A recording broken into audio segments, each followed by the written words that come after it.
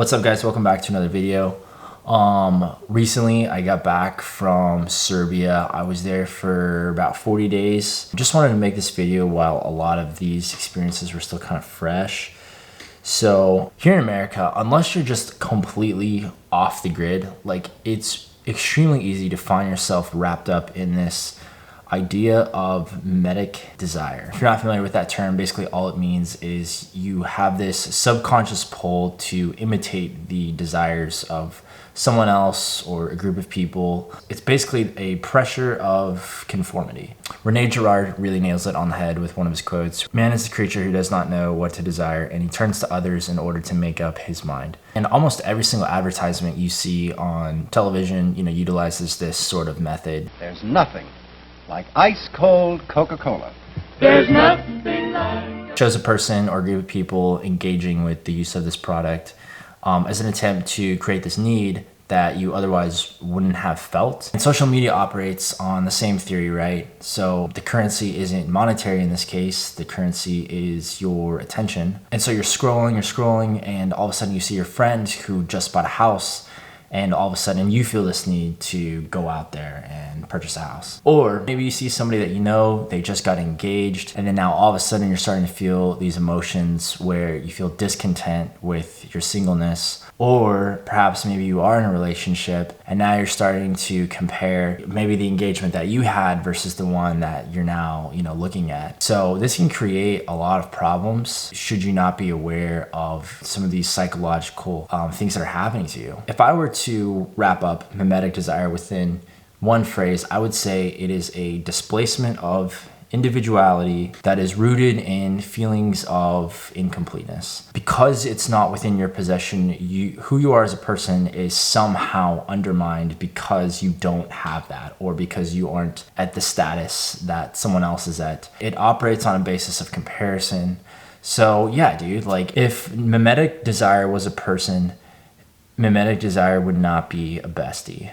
So hopefully that makes sense. A lot of people nowadays, they feel this pull in so many different directions. It's like they live in a world of all these different possibilities, but that's it. They're just possibilities. Their life path isn't clear. And so they look to others to show them what they want. Maybe they go down this life path for a little while, but it's quickly abandoned as soon as something that is brighter or shinier captures their attention. If you were to just pull the last 1, 2, 3 years of your life into a singular experience, like, is this what you want? Is this person that you're becoming? And maybe you don't have everything that you want to have yet, and maybe you still have a vision for your future, and like, that's great. I'm just saying, like, who you are as a person and the value system that you have ingrained in yourself right now, like, are the things that you're doing in line with what you really do value? Recently, I was watching the news about this fraternal hazing that occurred at the University of Missouri. So basically, this college freshman was pledging, and his fraternal brothers are like, "Yo, dude, you have to drink this liter of vodka, and if you want to be a part of our club."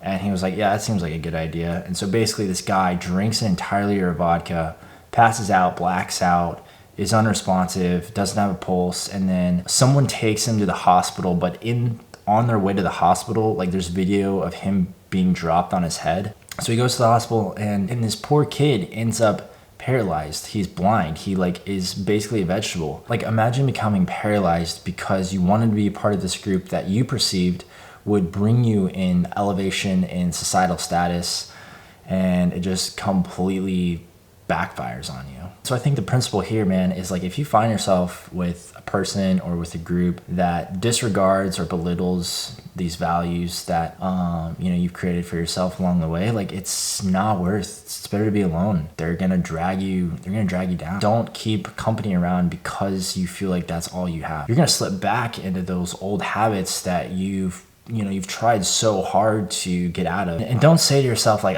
it doesn't affect me, or, I can hang out with these people, I'm strong enough. Because I promise you, if you do this long enough, your ambition is gonna fly out the f***ing window. It's better to suffer alone through that maturing stage of your life than celebrate delusionally with the company of the directionless. Yeah, so yeah, a lot of people don't know how to be alone nowadays. They get alone and there's too many voices in their head, and so they reach for food, they reach for porn, they reach for chewing crayons in their bathroom at 3 a.m. I'm just kidding. No one does that. But I just want to say, like, in those places of solitude, that is where you get real clarity. That's where the iron is forged. I think you start to realize, like, maybe so many of the things that you were previously engaging with were just a massive waste of time. They were literally adding zero value to your life. One of my favorite movies was The Greatest Showman, and there's this scene in it where the bearded lady, she starts singing and she busts through this to this banqueting hall with all the outcasts behind her. They're singing this song called "This Is Me," and they're just embracing who they are as outcasts. And what's ironic about this scene is, even though they're so different and they have all of these weird like quirks to them, the community that they have is so strong. And as you can see, there's these masses of people in the scene, and they're like, in a way, just respecting this movement that's happening right before their eyes.